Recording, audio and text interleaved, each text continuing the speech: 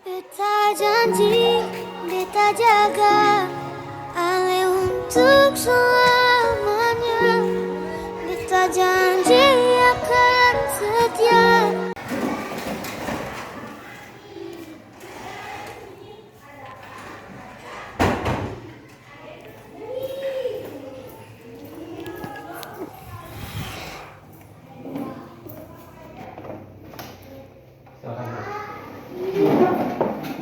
Sebelum kita belajar melalui doa, mulai.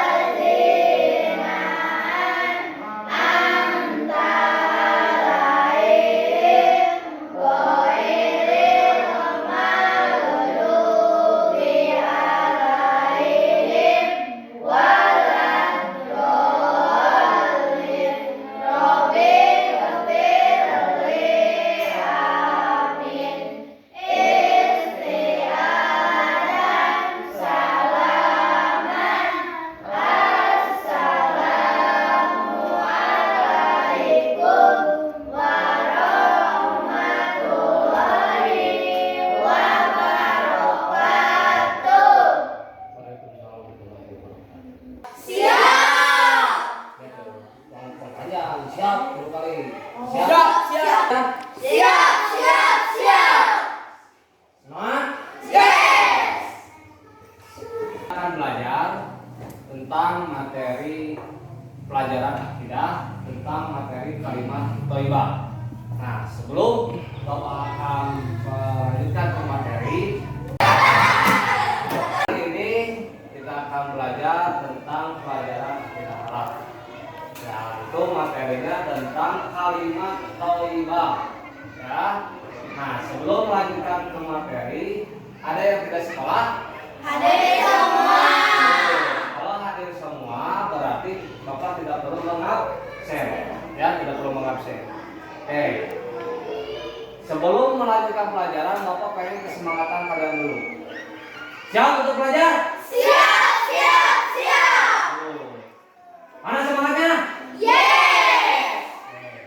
Nah, sekarang kita akan belajar mengenai kalimat thayyibah. Nah, kemarin Bapak telah mengirim link untuk mengisi Google Form-nya, ya, di HP kalian. Sudah menerima? Sudah. Nah, sudah dijawab semuanya? Sudah. Ada yang belum? Ada yang belum nggak? Belum mengisi? Sudah semua? Sudah.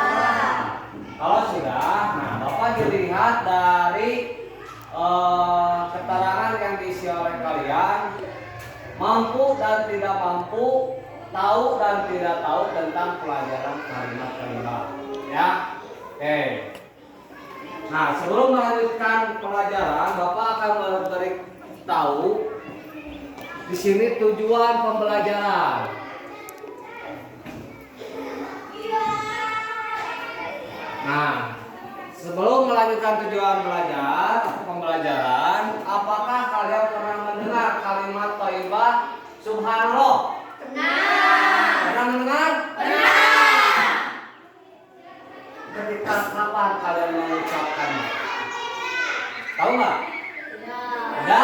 Oke, kalau tidak, ini tujuan untuk pembelajarannya yaitu siswa mampu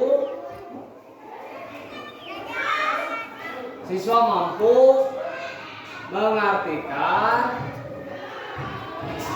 pengertian menurut bahasa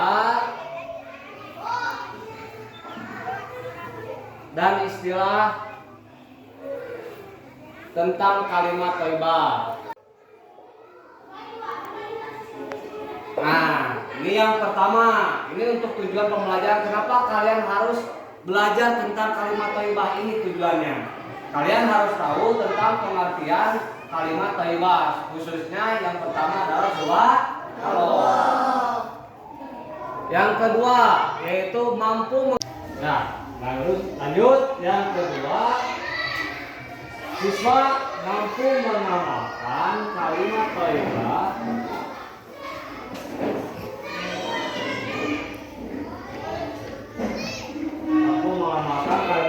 dalam kehidupan sehari-hari.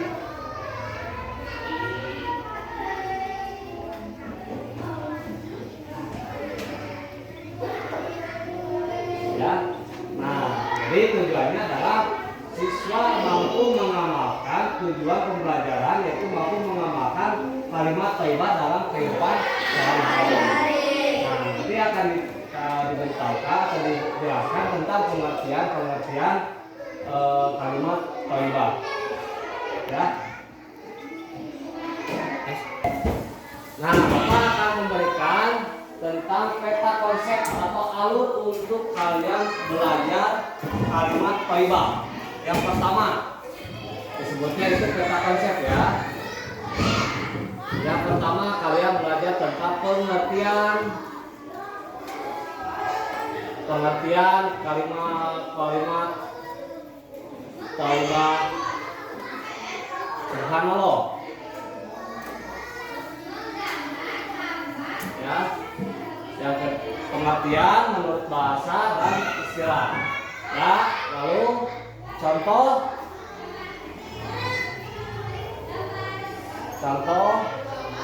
kapan mengucapkan kalimat thayyibah.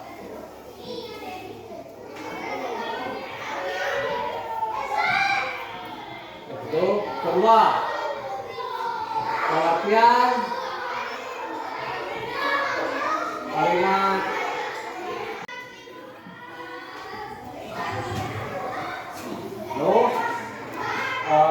contoh ucapan ketika kita mengucapkan masya Allah. Yang ketiga yaitu tentang kalimat Allahu Akbar. Pengertian kalimat Allahu Akbar dan berikut contohnya. Ya, ya. Sekarang kalian akan mengetahui yang perlu diketahui oleh kalian adalah pengertian kalimat thayyibah. Nah, kalimat thayyibah secara bahasa itu perkataan yang baik, ya, perkataan yang baik. Dalam Islam kalimat thayyibah sering diucapkan mengandung kebenaran, ya, dan kebaikan yang bermanfaat diri sendiri dan orang lain. Itu pengertian menurut bahasa ya kalimat thayyibah. Secara istilah kalimat thayyibah mempunyai arti atau makna mensucikan, ya. Nah, mensucikan dan mengagungkan, ya. Nah, nama dari Allah itu bisa diucapkan oleh kalimat thayyibah. Nah, kenapa demikian? Zaman dulu ini adalah kalimat thayyibah adalah bisa diucapkan dan selalu diucapkan oleh Nabi dan Rasulnya. Maka kita selaku umatnya harus mengikuti. Nah, sekarang kita lanjut ke makna subhanallah. Nah, makna subhanallah itu menurut bahasa sering diterjemahkan memiliki arti adalah maha suci Allah. Ya, kata subhanallah. Nah, dari maha suci Allah. Subhanallah kalimat ini diucapkan ketika ada yang mengucapkan sesudah sholat fardu atau sholat. Nah, Secara bahasa dan istilah, subhanallah bentuk kesabaran ciptaan Allah, baik yang ada di langit maupun yang ada di bumi. Nah, jadi orang kita itu kalau melihat keagungan yang diciptakan Allah, langit maupun bumi, nah kita hendaklah harus mengucapkan kalimat subhanallah. Harus mengucapkan kalimat subhanallah. Nah, Bapak pengen tahu nih, ketika apa kita mengucapkan kalimat subhanallah? Siapa yang bisa? Lingkungan kita apa? Wow, subhanallah. Nah, itu kita melihat apa? Keindahan. Bagus. Jadi ada keindahan. Ya, contohnya di sini kita subhanallah. Nah, itu kita harus mengucapkan ketika melihat keagungan Allah yang diciptakan Allah, harus hendaklah mengucapkan apa? Subhanallah. Yang kedua, berzikir sesudah sholat. Nah, berzikir sesudah sholat. Kita hendaklah mengucapkan berzikir subhanallah. Subhanallah berapa kali biasanya? 33 kali, betul. Lanjut. Melihat kejadian yang mengagumkan. Nah, ya, sekarang kita lanjut dengan pengertian Masya Allah. Ya, Masya Allah itu pengertiannya adalah secara bahasa adalah kehendak Allah. Coba Bapak akan bertanya, ketika kapan kita harus mengucapkan Masya Allah? Cung dulu, siapa yang tahu? Jawab siapa Cung? Ya, Ulan. Ketika sesuatu yang Tahu kaget? Kita ketika jalan, dor. Nah, berarti kita nikah. Ya, nah itu kenapa kita harus mengucapkan Masya Allah. Ada lagi? Cung. Ya Pak, Firman. Karena kecewa terhadap sesuatu. Apa sih? Nah, ada yang tahu? Kasih tahu contohnya bagaimana? Kecewa. Pernah kalian merasa kecewa? Nah, ketika kalian itu merasakan kekecewaan, maka kalian mengucapkan Masya Allah. Supaya apa? Supaya bisa mengendalikan rasa emosi dan sakit hati yang kita terima. Ya, makanya hendaklah kita mengucapkan Masya Allah. Siapa lagi? Ayo. Siapa?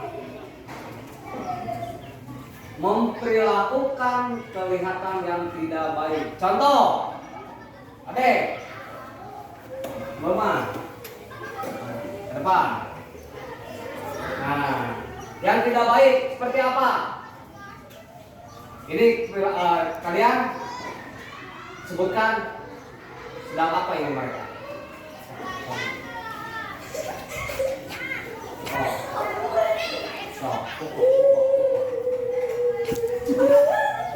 Nah, itu sedang apa? Nah. berkelahi. Nah, berkelahi. Bagi yang melihatnya, kita harus mengucapkan Masya Allah. Ya, harus mengucapkan kalimat Masya Allah. Itu perilaku yang tidak baik. Contohnya. Yang kedua, yang tidak baik seperti apa lagi? Kemudian. Hah? Kemudian. Pemulihan. Contohnya cuma pemulihan. Nah, di meledek. Ya, meledek itu tidak boleh. Nah, itu termasuk contoh setan. Ya, membuli, mengejek, itu merupakan salah satu perbuatan yang tidak baik. Maka kita harus mengucapkan Masya Allah. Ya, paham sampai situ? Ada yang ditanyakan? Nah. Mengerti? Mengerti. Yang ketiga, mengucapkan Allahu Akbar. kalimat thayyibah mengucapkan Allahu Akbar. Menurut bahasa, Allahu Akbar itu dalam arti adalah Allah Maha Besar. Ya, kita harus mengucapkan. Satu, biasanya dalam melihat sesuatu yang Oke, kita akan lanjut ke materi Allahu Akbar. Secara bahasa, Allahu Akbar itu adalah Allah kebesaran atau Allah Maha Besar. Nah, terus secara istilahnya kita harus bersyukuri atas kebesarannya Allah. Nah, ketika apa kita harus mengucapkannya? Satu, berzikir ketika sesudah salat fardu.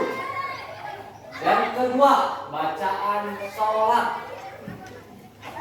Kan ada kalau bacaan sholat Allahu Akbar, nah itu kalimat takbir atau Allahu Akbar. Yang ketiga, memperbanyak kalimat Allahu Akbar ketika 2 hari raya. Kapan saja 2 hari raya? Hari raya. Hari raya apa saja? Idul Fitri. Terus Idul Adha. Bagus. Itu 2 hari raya umat Islam. Ya, yang ketiga, merasakan apa namanya kekuasaan Allah. Contoh seperti apa? Kilap menyembah. Kilap menyembah bumi. Allahu Akbar. Terus ketika kita mendapati bahaya, ya, ketika kita sedang berjalan, ternyata ada sepeda atau motor yang akan menyerempet atau menabrak kita. Kita hindari, hendaklah mengucapkan Allahu Akbar. Itu kalau kita adalah sebelum itu ada yang ditanyakan? Tidak. Silakan kalau yang tidak ngerti atau tidak paham, silakan untuk bertanya. Ada? Nah, ini harus kalian dibiasakan sejak awal atau sejak hari ini. Ya, jangan sampai kalian kaget atau melihat apapun yang seharusnya mengucapkan kalimat Allah, tapi kalian malah mengucapkan kalimat-kalimat Allah. Ya, seperti apa? Kalau kita dikagetkan, misalkan contoh, ketika kita dikagetkan, dar. Nah, kita sering mengucapkan kalimat-kalimat kawan. Contoh apa? Kucing. Ya. Apalagi banyak. Nah, hendaklah kalau kalian seperti itu, jangan sekali-kali kalian mengucapkan kalimat-kalimat selain kalimat Allah. Nah, jadi pas begitu kaget, kita harus mengucapkan kalimat apa kaget? Allahu Akbar. Kaget, kalimat kaget.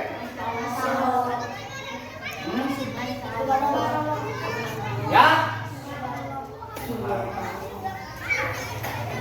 Oke, siap?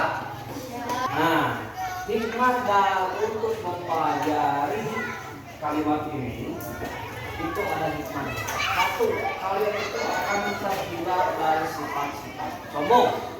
Karena sifat-sifat sombong itu adalah perbuatan-perbuatan setan.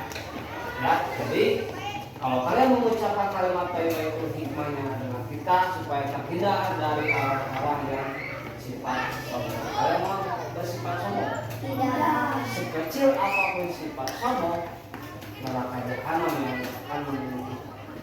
Sedikit kamu mencoba, apalagi mau banyak, itu akan terhindar dari neraka jahanam. Ya, maka kita harus mengucapkan kalimat-kalimat thayyibah. Nah, anak-anak sekalian, Bapak ada tugas mandiri untuk kalian. Di mana ada materi, ada tugas untuk kalian. Ya, tugasnya untuk tugas untuk berkelompok. Ya, silakan tulis.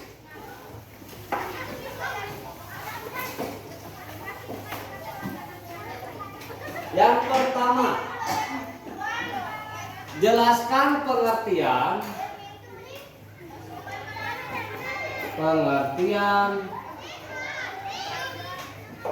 kalimat thayyibah.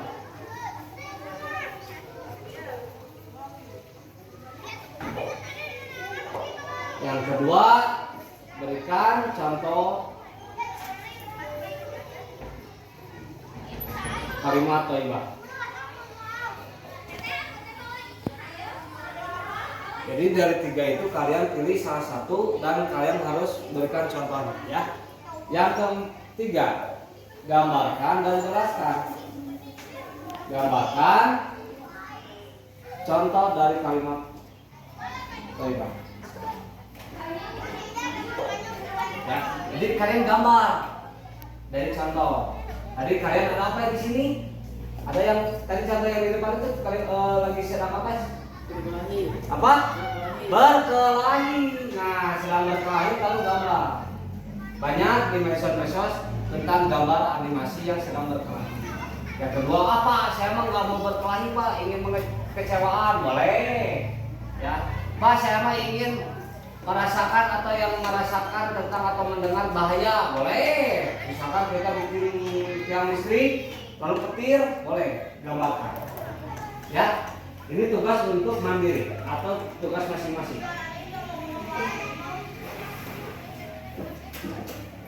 Silakan untuk dikerjakan, ditunggu sekarang. Sudah. Silakan yang pertama siapa dulu yang akan terbang untuk dinilai. Jadi ada dulu. Ya.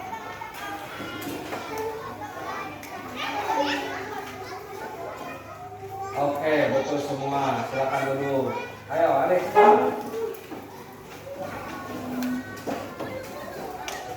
Bagus.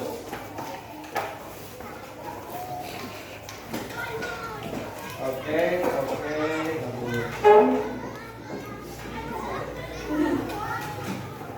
Oke. Duduknya langsung rapi ya. Ya, duduknya yang rapi. Bukan meja yang digeser, tapi kursi yang digeser. Oke.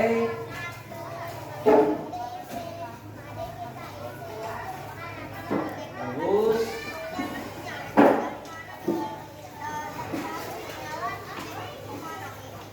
Bagus. Ada lagi. Oke. Nah, tugas yang kedua ini kita berkelompok, tapi dikerjakannya nanti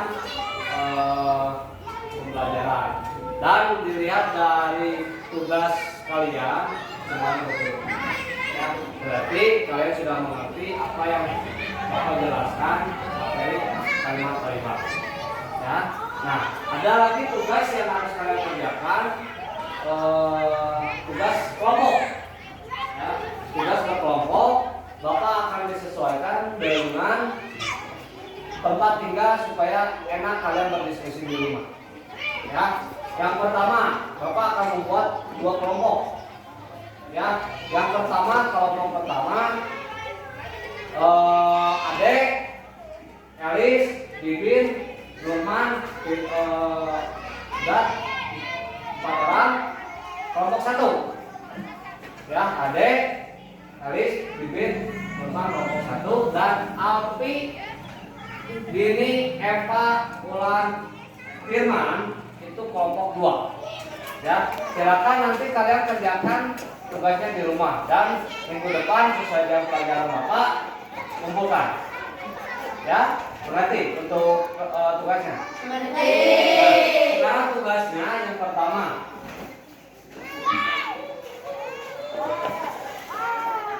Tugas kelompok satu, membacakan atau menghafalkan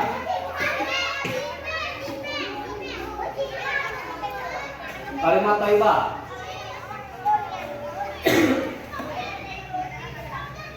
Yang kedua, menjelaskan tentang kalimat. Nanti kalian jelaskan di depan teman-teman kalian dua tugas ini, ya. Dari kalimat thayyibah. Ada berapa kalimat thayyibah? 3. Ya, apa saja?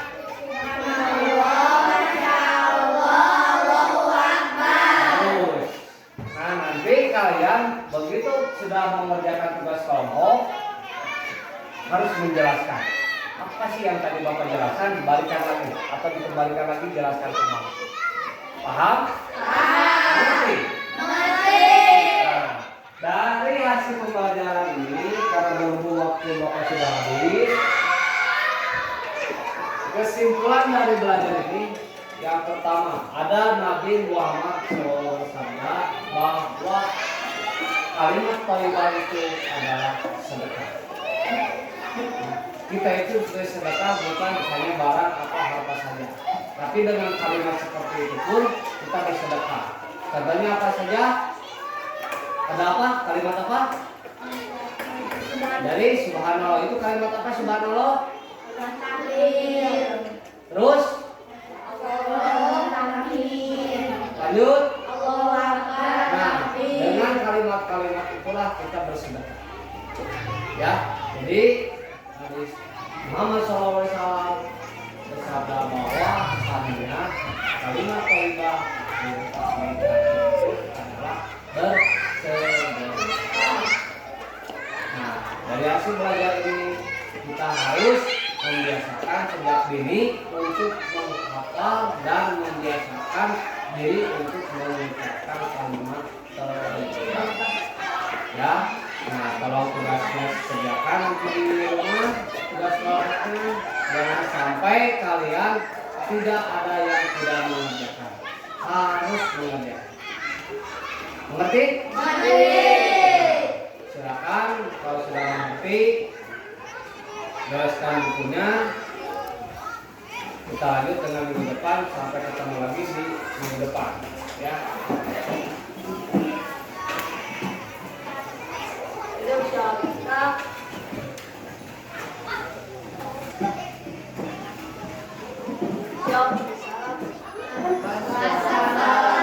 Assalamualaikum warahmatullahi wabarakatuh. Oke. Kita bertemu lagi di minggu depan.